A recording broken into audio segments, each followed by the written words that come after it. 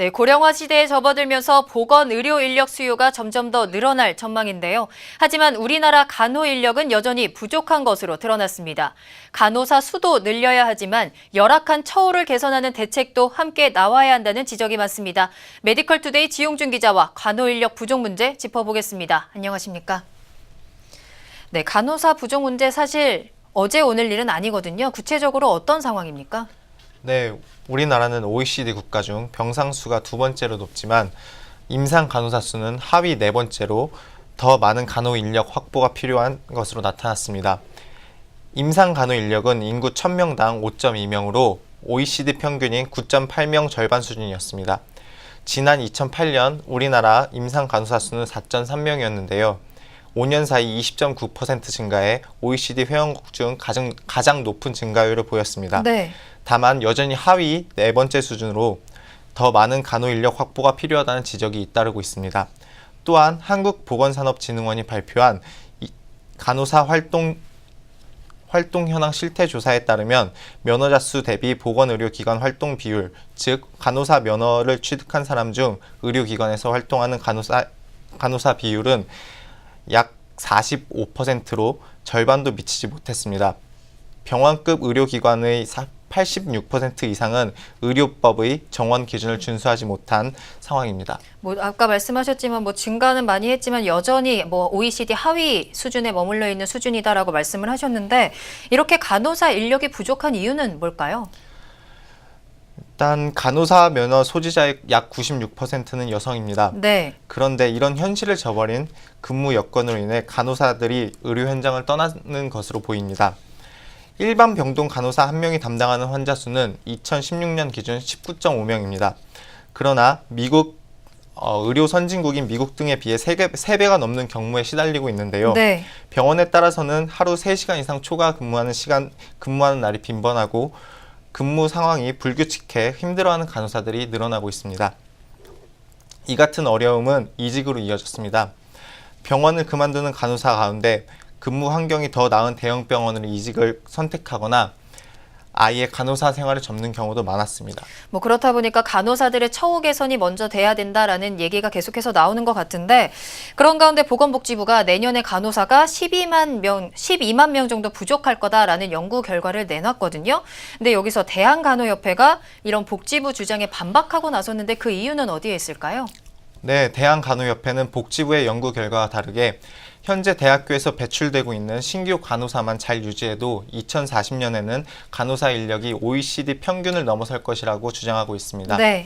이 같은 주장에 대해 간호협회는 실제로 한국보건의료인 국가시험원의 간호사 국가고시 합격생이 지난 2008년 약 1만 1,300여 명에서 지난해 약 1만 7,500여 명으로 매년 늘고 있다는 점을 이유로 꼽았습니다.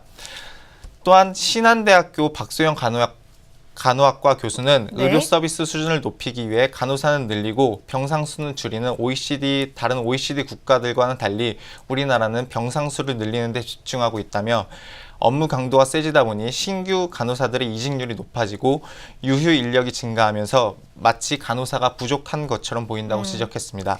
실제로 간호사가 부족한 것이 아니라 병상 수를 너무 많이 늘리는 게 문제다라는 지적이네요. 이런 가운데 또 정부가 간호-간병 통합 서비스를 확대하겠다라는 정책을 내놨는데 이 부분에 대해서도 논란이 많이 나오고 있죠. 네, 간호-간병 통합 서비스는 간호사와 간호조무사 등 간호를 맡은 의료진이 보호자 대신 간병까지 맡는 제도입니다.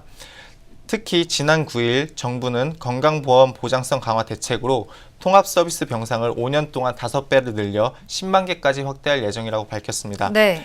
하지만 가장 큰 문제는 앞서 말했듯이 인력 수급입니다. 지금 병원에서 간호사 인력 수급으로 어려운 실정인데 간호-간병 통합 서비스가 확대되면 근무 환경은 이보다 더 열악해질 것으로 예측하고 있습니다. 이에 간호사의 근무 환경 및 처우 개선 통합 서비스를 확대에 있어서 우선적으로 해결해야 하는 부분이라고 전문가들은 강조하고 있습니다. 네, 그렇다면 이렇게 부족한 간호 인력들을 조금 보충하기 위한 대책들은 나오고 있나요? 네, 정부는 간호 인력 부족 문제에 대해 노력의 일환으로 지난 10년간 간호대학 입학 정원을 1만여 명에서 7천 명 가까이 늘렸습니다. 네. 덕분에 간호사 면허 소지자는 30명이 넘었지만 실제로 병원에서 일하는 간호사는 14만 명으로 매우 적습니다. 또한 자유한국당 김명현 의원은 간호 인력에 대한 수요가 증가함에 따라 간호조무사를 의원급 의료기관에 한해 간호사와 동일한 업무를 수행할 수 있도록 하는 의료법 일부 개정 법률안을 발의했으나 네. 현직 간호사들의 거센 반발로 논란이 지속되고 있습니다. 이에 대해 간호협회 관계자는 간호사 부족 문제를 해결하기 위해 정부의 종합대책에 숙련 간호사 확보와 신규 간호사들의 이직 방지 대책 강구가 절실하다고 강조했습니다. 네. 뭐 이렇게 간호사의 수급 문제도 물론 중요하겠지만 의사 수도 우리 경제협력기별 국가 중에서 가장 적은 것으로 나타났다고 하는데 의사 부족 문제는 지금 상황이 어떻습니까? 네, 우리나라 의사 수는 재작년 기준으로 인구 1000명당 2.2명으로 OECD 국가 중 최하위를 기록했습니다. 특히 이 수치에 한의사도 포함됐음에도 불구하고 OECD 국가 평균 3.3명에도 못 미쳤습니다. 네. 국가별로는 오스트리아가 5.1명으로 가장 많았고 노르웨이 4.4명, 독일과 스웨덴 그리고 스위스가 각각 4.1명 순으로 나타났습니다. 특히 한국보건사회연구원이 2017년 주요 보건 의료 인력 중장기 수급 전망에 따르면 의사는 2020년에 1,800명, 2030년에는 7,600명이 부족할 것으로 전망했습니다. 네, 여기까지 듣겠습니다.